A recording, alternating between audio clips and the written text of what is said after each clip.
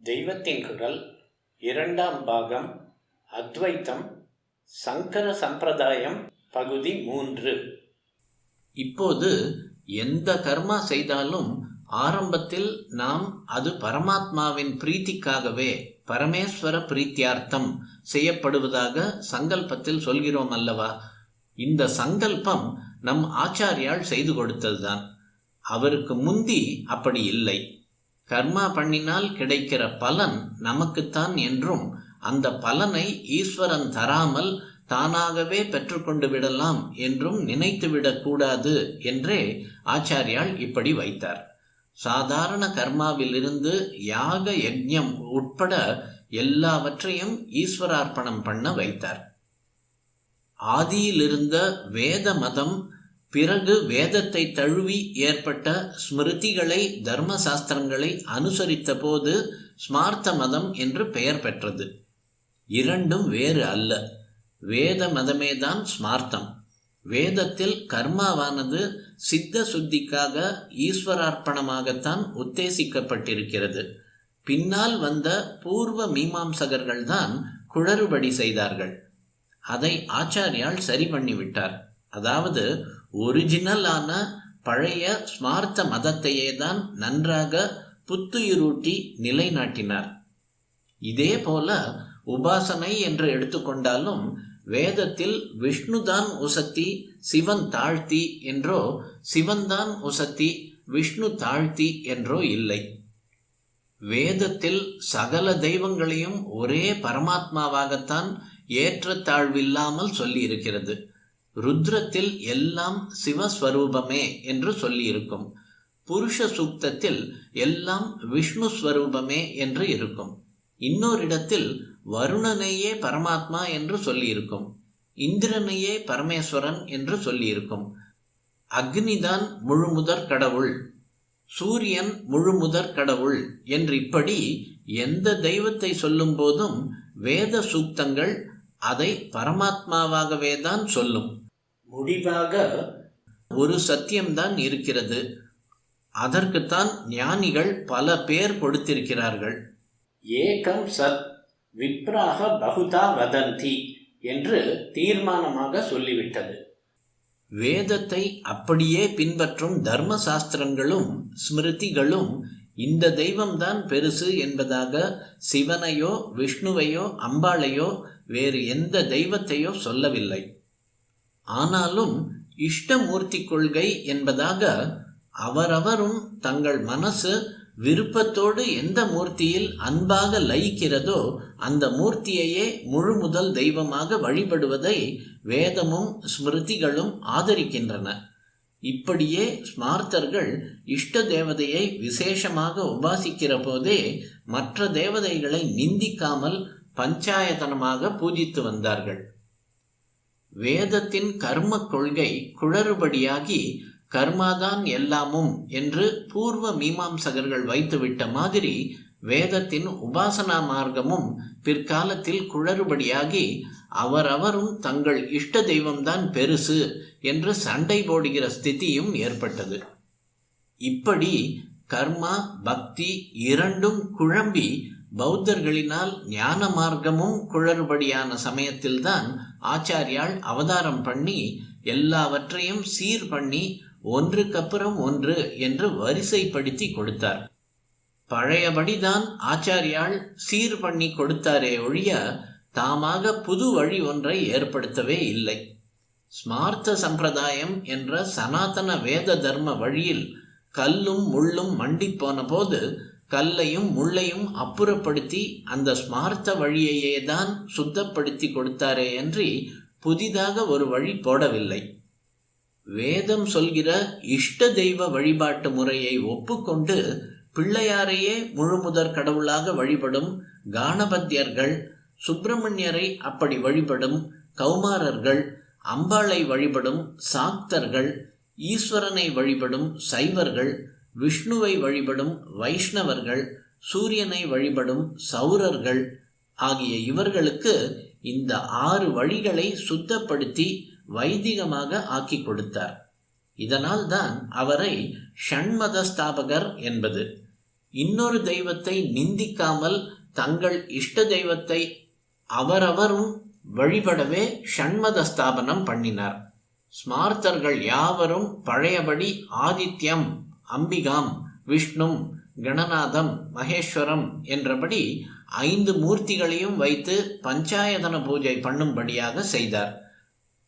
அக்னி சம்பந்தமான வைதிக கர்மானுஷ்டானங்கள் எல்லாம் சுப்பிரமணியருக்கு போய் சேர்கிறது என்பதால் ஷண்மதங்களில் விட்டுப்போன சுப்பிரமணியரை பஞ்சாயதனத்தில் சேர்க்காமல் விட்டுவிட்டார் என்று வைத்துக் கொள்ளலாம்.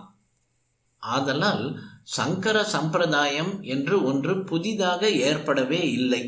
பழைய ஸ்மார்த்த சம்பிரதாயம் என்கிற வேத நெறியேதான் நடுவே சிதிலமடைந்த போது சங்கரரால் முன்னைவிட ஜீவ சக்தியுடன் புத்துயிரூட்டப்பட்டது.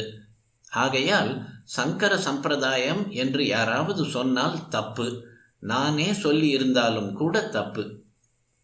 இப்போது எப்படி நம்மில் சிஷ்டர்களாக இருப்பவர்கள் புதிதாக எவரேனும் ஏதாவது கொள்கையை சொன்னால் எடுத்துக்கொள்ளக்கூடாது, மரபுப்படி சம்பிரதாயப்படி வந்ததா என்று பார்க்க வேண்டும் என்கிறார்களோ, அப்படியேதான் நம் ஆச்சாரியாலும் தாம் எழுதிய பாஷ்யம் நெடுகிலும் சம்பிரதாயத்தை போற்றி வந்திருக்கிறார். அங்கங்கே இதுதான் சம்பிரதாயம், இப்படித்தான் சம்பிரதாயிகர்கள் அபிப்பிராயப்படுகிறார்கள், அதனால் இதுவே ஏற்கத்தக்கது என்று ரொம்பவும் மரியாதையுடன் சொல்வார். இயேசு கிறிஸ்துவை பற்றி அவர் பழைய மதங்களை அழிக்க வரவில்லை, அவற்றை பூர்த்தி பண்ணவே வந்தார் என்று சொன்னதாக சொல்கிறார்கள். ஆச்சாரியாலும் பழைய வைதிக ஸ்மார்த்த சம்பிரதாயத்தை உள்ளபடி ஸ்திரப்படுத்தத்தான் வந்தாரே தவிர தாமாக ஒன்றை ஸ்தாபிக்கவில்லை.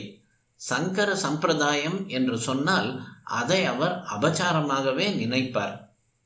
அவரது முடிந்த முடிவான அத்வைத கொள்கையை கூட அவர் சம்பிரதாயமாக வந்த உபனிஷத்துகள், கீதை, பிரம்மசூத்திரம் இவற்றின் பிரமாணத்தில்தான் முழுக்க முழுக்க நிலைநாட்டி இருக்கிறாரே தவிர தம்முடைய சொந்த கொள்கை என்று தப்பி தவறி கூட சொல்ல மாட்டார். இதனால் தான் நம் ஆச்சாரியாலை அனுசரிக்கிறவர்களுக்கு புது பெயர் ஒன்றும் ஏற்படாமல் ஸ்மார்த்தர் என்ற பெயரே நின்றுவிட்டது.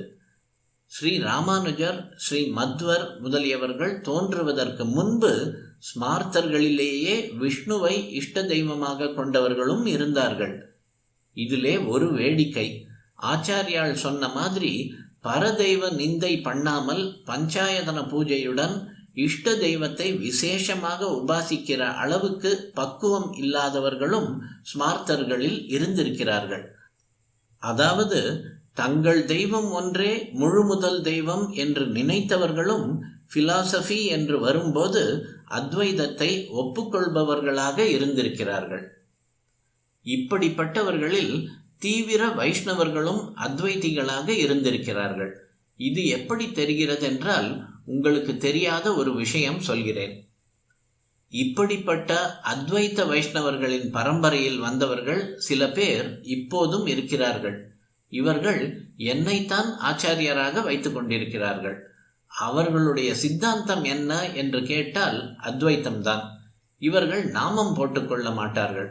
விபூதிக்கு என்ன இருந்தாலும் சிவ சம்பந்தம் சேர்ந்து விட்டது என்பதால் விபூதியும் இட்டுக்கொள்ள மாட்டார்கள்.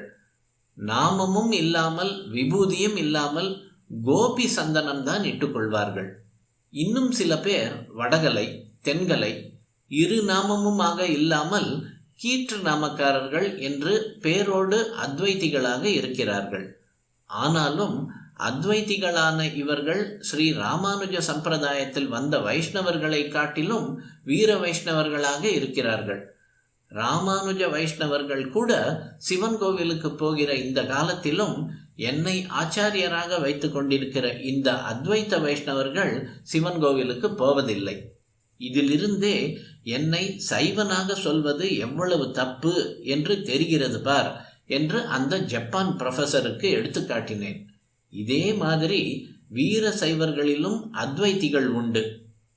தத்துவம், பிலாசபி என்று வருகிற போது ஆச்சாரியாளின் அத்வைத்த சித்தாந்தத்தை இவர்கள் ஏற்றுக்கொண்டாலும் உபாசனை, தியாலஜி என்கிற போது அவர் சொன்ன சாமரஸ்யத்தை, சமரச பாவத்தை ஏற்க முடியாமல் விஷ்ணுவோ சிவனோ தான் ஒன்றை காட்டிலும் மற்றது பெருசு என்று வைத்துக் கொண்டிருக்கிறார்கள். ஆனாலும் பொதுவாக அத்வைதிகள் என்றால் சைவர் என்ற எண்ணம் ஏற்பட்டதற்கு ஒரு முக்கியமான காரணம் உண்டு. பகவத் பாதாளுக்கு பிற்பாடு ஸ்ரீ ராமானுஜாச்சாரியார் விசிஷ்டாத்வைத்தத்தை பிரச்சாரம் பண்ணினார். ஜீவனும் பிரம்மமும் ஒன்றாக போய் அத்வைத்தமாகிவிட முடியாது. ஜீவன் தனக்குள் அந்தர்யாமியாக பிரம்மமே இருந்து இயக்கி வைக்கிறது என்பதை கொஞ்சம் பேதமாக இருந்துதான் மோட்ச நிலையிலும் அனுபவிக்கிறான். பிரம்மம் என்பதும் சங்கரர் சொன்னபடி குணம் குறி இல்லாத, காரியமில்லாத நிர்குண வஸ்து அல்ல. அது சகுணமானதுதான், குணத்தோடு கூடியதுதான், காரியம் பண்ணுவதுதான். ஜீவனையும் காரியம் பண்ண வைப்பது அந்தர்யாமியாக உட்புகுந்திருக்கிற அதுதான் என்ற கருத்துக்களை உடையவர் ஸ்ரீ ராமானுஜர். இதுவரைக்கும் எந்த தெய்வத்தை வழிபடுபவர்களுக்கும் பொதுவான மாதிரி பிலாசபியாக, தத்துவமாக மட்டும் இருக்கிறது. ஆனால் இங்கே அப்படிப்பட்ட சகுண பிரம்மம் மகாவிஷ்ணு தான், சிவனோ வேறு தெய்வமோ இல்லை என்றும் சொல்லி ஸ்ரீ ராமானுஜர் தியாலஜி படி ஒரு குறிப்பிட்ட இஷ்ட தெய்வக்காரர்கள் மட்டுமே விசிஷ்டாத்வைத்தத்தை ஏற்கும்படி பண்ணிவிட்டார். ராமானுஜ சித்தாந்தத்தை ஏற்றுக்கொண்டவர்கள் அதுவரை ஸ்மார்த்தர்களாக இருந்தவர்கள்தான். வைதிக மதம், ஹிந்து மதம் என்பதே அவர் நாள் வரையிலும் ஸ்மார்த்த மதம் தானே. ஆகையினால் விஷ்ணுதான் பரதெய்வம் என்று அவர் ஏற்படுத்திய சித்தாந்தத்துக்கு போனவர்கள் ஸ்மார்த்தர்களிலிருந்து தானே போயிருக்க வேண்டும். விசிஷ்டாத்வைத்த தத்துவத்தை, பிலாசபி ஏற்றுக்கொண்டு அதில் போனவர்கள் போயிருப்பார்கள். அது தவிர தங்களுடைய இஷ்ட தெய்வமான மகாவிஷ்ணுவுக்கு உத்கர்ஷத்தை, மேன்மையை சொல்லி இருக்கிறது என்பதற்காகவே தத்துவத்தை விட வழிபாட்டு முறை, தியாலஜியை முக்கியமாக கவனித்தும் விஷ்ணுவை இஷ்ட தெய்வமாக கொண்ட பல ஸ்மார்த்தர்கள் ஸ்ரீ ராமானுஜ சம்பிரதாயத்தை தழுவி இருக்க கூடும். பிற்பாடு ஸ்ரீ மத்வாச்சாரியார், ஸ்ரீ வல்லபாச்சாரியார், ஸ்ரீ கிருஷ்ண சைத்தன்யர் முதலானவர்கள் வந்து தத்துவ ரீதியில் வெவ்வேறு சித்தாந்தங்களை பிரச்சாரம் செய்தார்கள். அந்தர்யாமியாக ஜீவாத்மாவுக்குள் பரமாத்மா இருக்கிறதை கூட சொல்லாமல் இரண்டும் அடியோடு வேறானவை என்றே மத்வர் சித்தாந்தம் செய்தார். அதுதான் துவைத்தம். வல்லபாச்சாரியார், சைத்தன்யர் ஆகியவர்களின் பிலாசபியை சுருக்கமாக சொல்லி புரிய வைப்பது சிரமம். அந்த டிஸ்கஷன் இப்போது வேண்டாம். மொத்தத்தில் நான் சொல்ல வந்த விஷயம் என்னவென்றால், இந்த 3 பேரும் கூட தத்துவம் என்று ஒன்றை வைக்கிற போதே வழிபாட்டிலும் இதுதான் தெய்வம் என்று ஒன்றை வைத்து விட்டார்கள். மத்வ மதத்திலும் விஷ்ணுதான் பரமாத்மா. மற்ற இருவருக்கும் பிரம்மம் அல்லது பரமாத்மா என்பது கிருஷ்ணன் தான். அதனால் இதெல்லாமும் விஷ்ணுவை உபாசிக்கும் மதங்கள்தான். இந்த சம்பிரதாயங்களுக்கும் ஸ்மார்த்தர்களிலிருந்து தானே போயிருக்கிறார்கள். இவர்களிலும் தத்துவத்துக்காக போனவர்கள் மட்டும் இல்லாமல் தங்களுடைய விஷ்ணுவுக்கு உத்கர்ஷம் தந்திருக்கிறது என்பதற்காகவே போன ஸ்மார்த்த வைஷ்ணவர்களும் இருந்திருப்பார்கள் அல்லவா?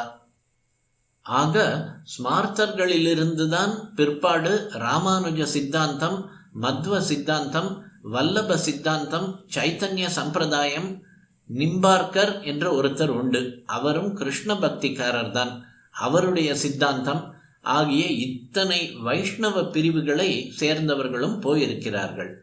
இதனால் ஸ்மார்த்தர்களாகவே தங்கிவிட்டவர்களில் விஷ்ணுவை இஷ்ட தெய்வமாக கொண்டவர்கள் குறைந்து போய் ஈஸ்வரனை, சிவனை இஷ்ட தெய்வமாக கொண்டவர்களே அதிகமாகி இருப்பார்கள் அல்லவா?